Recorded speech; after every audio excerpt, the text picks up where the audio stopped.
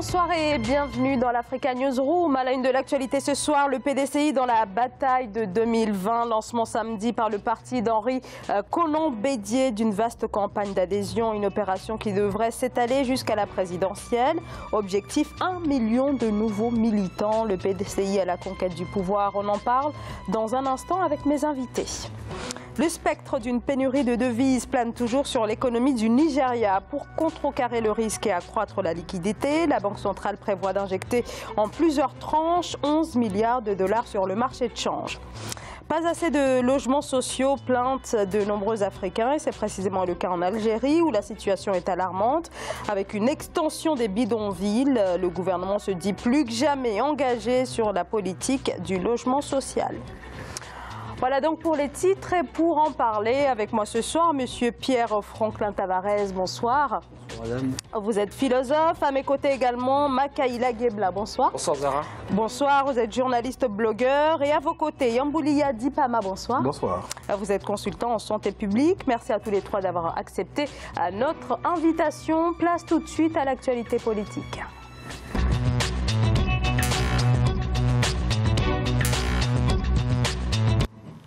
À moins de 2 ans de la présidentielle en Côte d'Ivoire et après sa rupture avec le RHDP, le PDCI se lance à la conquête de nouveaux adhérents. Le parti historique a lancé depuis le 24 novembre une grande campagne d'adhésion de ses militants. Objectif 500 000 partisans d'ici 3 mois et 1 million d'ici à la présidentielle de 2020. Le PDCI, qui annonce par ailleurs la formation prochaine d'une plateforme politique, veut donc mesurer son poids, son ancrage national avant donc de partir à la conquête du pouvoir.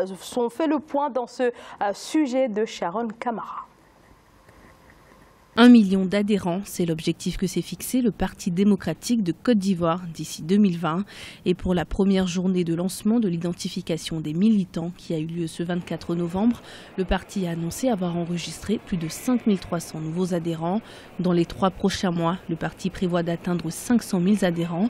Et d'ici 2020, l'objectif est d'avoir 1 million d'adhérents. L'objectif final de ces ouvertures des adhésions, c'est de connaître le nombre de militants du PDCI-RDA et préparer les perspectives de la reconquête du pouvoir en 2020. Étant donné que vous savez que pour pouvoir dire que tu soutiens ton parti, que tu peux faire gagner ton parti, c'est d'avoir une pièce d'identité et d'être enrôlé. Et cette culture-là commence d'abord au niveau du parti, d'avoir sa pièce d'identité et une photo d'identité pour aller s'identifier en tant que militant. Après la rupture avec le RHDP en août dernier, le parti historique dirigé par l'ancien chef de l'État, Henri Konan Bédié, n'a pas obtenu les résultats escomptés lors des élections locales d'octobre 2018.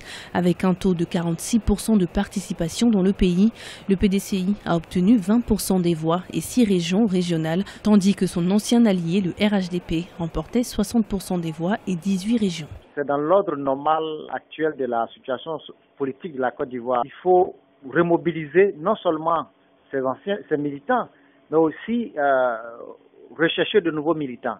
Maintenant, est-ce que cet objectif de 1 million n'est pas trop ambitieux quand on sait qu'aucun parti politique en Côte d'Ivoire n'a atteint dans sa base de données 500 000. Parti unique en Côte d'Ivoire jusqu'en 1990 et l'arrivée du multipartisme, le PDCI a dirigé le pays depuis l'indépendance jusqu'au coup d'État de 1999. Aujourd'hui, le parti historique affiche sa volonté de reconquérir la majorité présidentielle.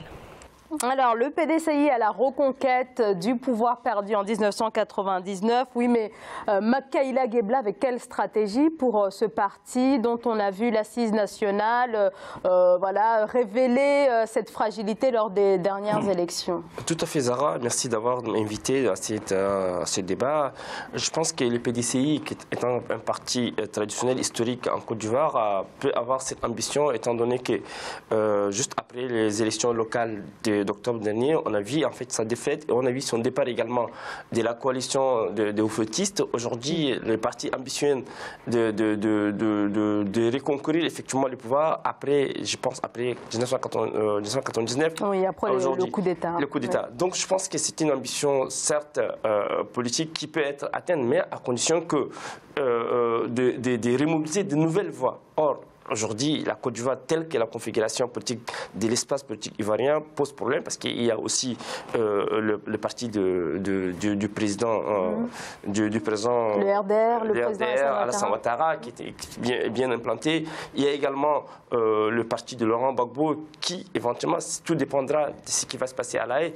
Donc je pense que c'est une ambition, certes, qu'on peut atteindre, mais néanmoins, la configuration du paysage politique ivoirien pose problème de notre point de vue. Donc on ne peut pas d'ores et déjà penser peut-être que la reconquête du pouvoir du côté de la PDC, du côté du Parti démocratique ivoirien. Je pense que je suis très prudent. Pierre Tavares. Moi, je dirais d'abord deux choses. Nous avons affaire au plus vieux parti de Côte d'Ivoire, qui est né en 1946, donc juste l'après-guerre, et au moment du Conseil national de résistance française, en avril 1946. Un vieux parti qui est né du syndicat agricole africain et qui a par conséquent un ralentissement assez fort.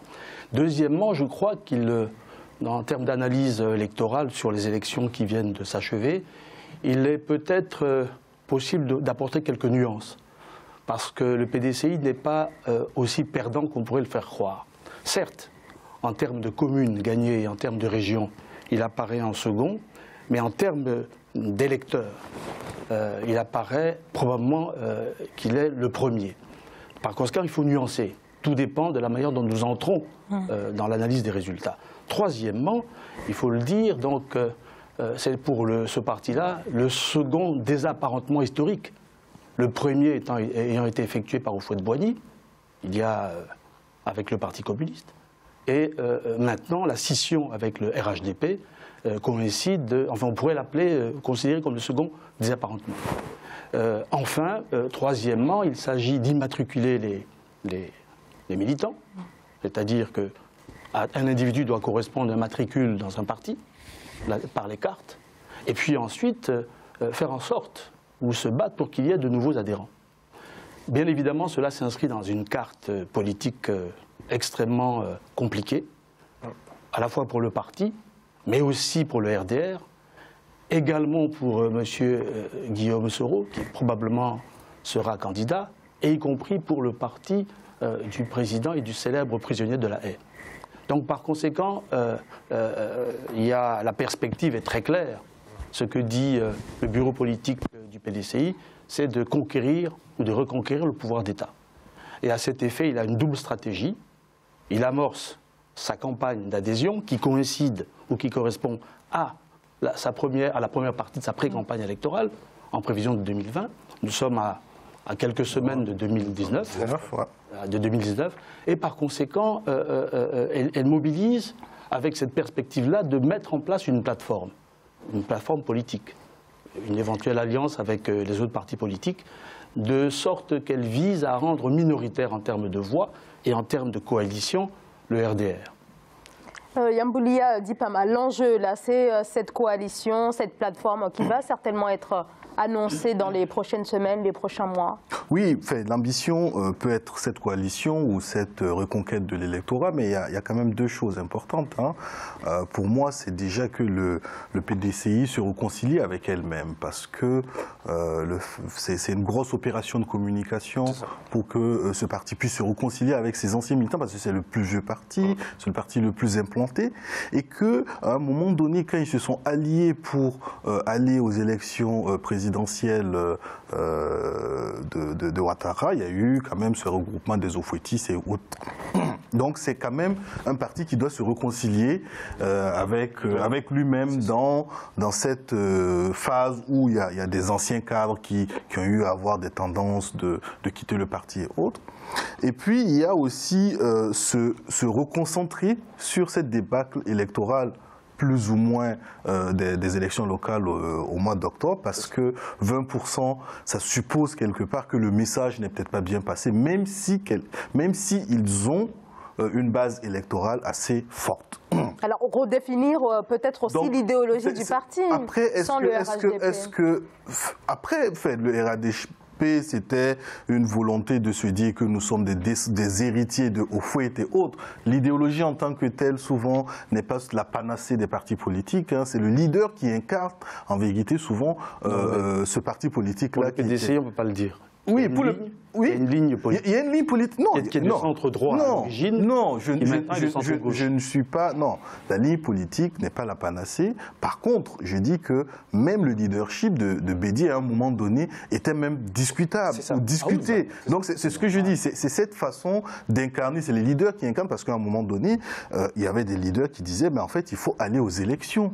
Il faut un parti politique, c'est conquérir et gérer le pouvoir d'État. Ça fait 2 décennies qu'ils ne sont plus au pouvoir d'État. Ils ont fait une alliance avec le RDR pour arriver à gérer le pouvoir d'État. Aujourd'hui, ils veulent se réaffirmer et c'est quand même une grosse opération de communication pour moi qui est quand même très importante. Moi, je partage un peu l'analyse de Djipama en ce sens qu'aujourd'hui, les PDC, je ne peux pas prétendre dire qu'ils seront à mesure de reconquérir le pouvoir dans un contexte ivoirien complexifié du fait que d'un côté vous avez aussi le RDR qui garde aussi la coalition aux fétistes dont seul le PDC est parti. Il y a d'autres gens qui sont, et la défaite récente en octobre 2000 témoigne également que l'incapacité de ces partis qui a duré pendant 40 ans au pouvoir en Côte d'Ivoire, l'incapacité, je dirais, de reprendre les affaires et de pouvoir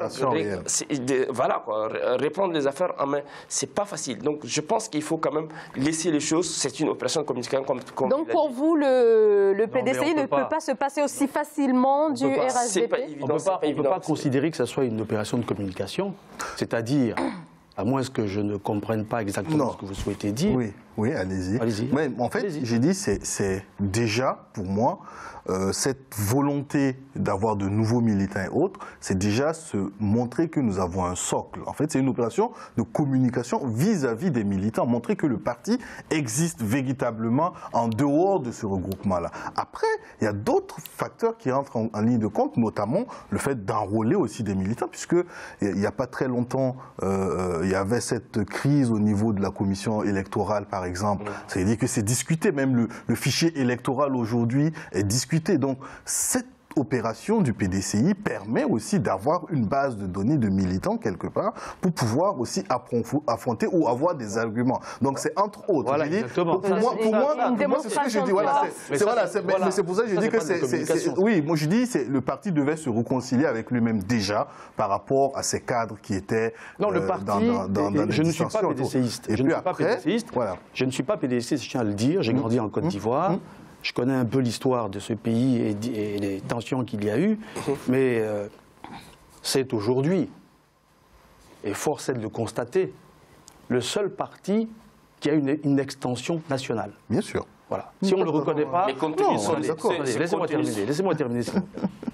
Aujourd'hui, vous savez très bien, et je souhaite que pour le RDR, ça aille mieux, mais aujourd'hui, tout le monde sait qu'il y a une crise au sein du RHDP, et que la victime risque d'être le RDR. Tout simplement parce que les voix qui lui ont permis d'être au pouvoir... C'était les voix de PDC. Exactement. Je suis d'accord. Voilà. Donc par conséquent, la stratégie, elle est claire. On peut ne pas la partager. Et moi-même, je ne suis pas, comme je vous l'ai dit, un pro-PDCI.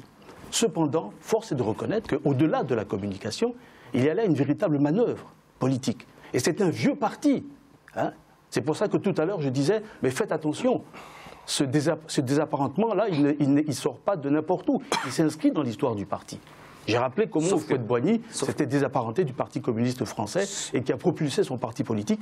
Et il me semble que la mémoire du parti, à ce moment-là, est réactivée. Mais peut-être aussi que le parti échouera. Moi, je pourrais être un peu... Makaïla Gebla et puis ensuite Yamboulia Djipama. Je pourrais être un peu convaincu si, compte tenu des résultats des élections locales qui étaient passées. Mais quand même, comme disait tout à l'heure Pierre Tavares, alors effectivement, le PDCI a perdu au cours de ces élections. Néanmoins, le parti a quand même remporté des communes très importantes, comme celle de Cocody, le Plateau, donc c'est pas rien. Tout à fait, mais les résultats ne sont pas si éloquents. Les résultats ne sont pas si éloquents et motivants, dans la mesure où si ces résultats des élections précédentes ont été éloquents et ils pourront permettre effectivement au PDCI de remobiliser effectivement sa base historique et d'avoir en lui d'autres adhérents au parti. Or, aujourd'hui, ils sont dans une opération de communication qui éventuellement peut avoir des résultats escomptés, tout comme ne pas avoir de... Donc vous n'y croyez pas 1 million d'adhérents, me semble-t-il, d'ici 2020? Tout simplement prudent par rapport à ce qui se passe en Côte d'Ivoire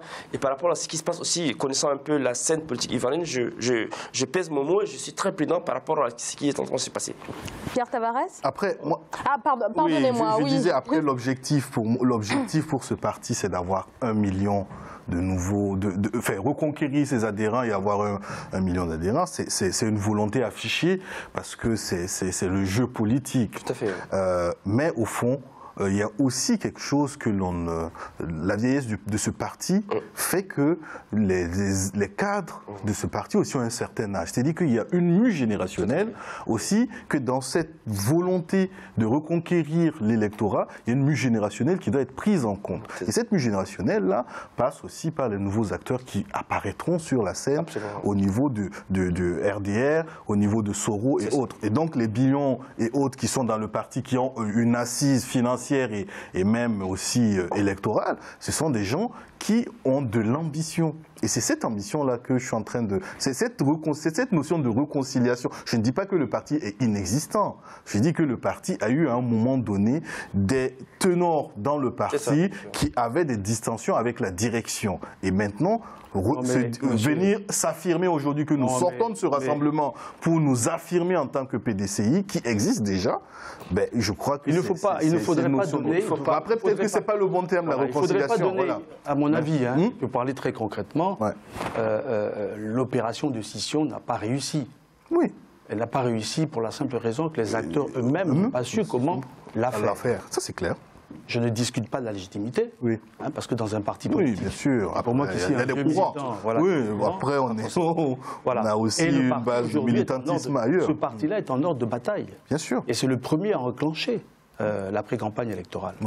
Pour les raisons que vous avez indiquées tout à l'heure, à savoir, si ce parti-là réussit, c'est ce que je prémédite, si ce parti réussit à avoir son million de voix, à l'époque, il y a quelques-uns qui ont dit 2 millions de voix, pour ceux qui connaissent un peu la Côte d'Ivoire, si ce parti dit 1 million de voix, on peut considérer qu'il est raisonnable. S'il arrive, ou s'il approche résultat, il modifie, avant le premier tour, toute la donne.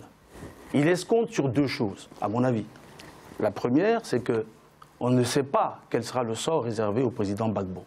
Ou même, s'il était toujours là-bas, quelle consigne de vote il donnerait. Il y a une incertitude de ce côté-là. Et en plus, il vient de reprendre en main son parti, en nommant le remplaçant de M. Sangaré. Deuxièmement, pour ce qui concerne l'électorat du Nord, on voit qu'il est en train de se fissurer. Et la présidentielle, c'est une élection, ce n'est pas une élection générale. Donc il faut se garder de préjugés. Si le RDR se remobilise, et je pense que votre analyse correspond plus au RDR, il faudrait qu'elle arrive à rattraper sa base historique. Il vous suffit simplement de suivre les réseaux sociaux. Il vous voyez qu'il y a une crise de la militance là-bas. Oui, bien sûr. Partout. Alors, pardonnez-moi, Makela Gebla, je sais que vous voulez intervenir, mais on va marquer une très courte pause. Et bien sûr, on se retrouve dans quelques secondes. Et on continue donc de parler du PDCI en Côte d'Ivoire. À tout de suite.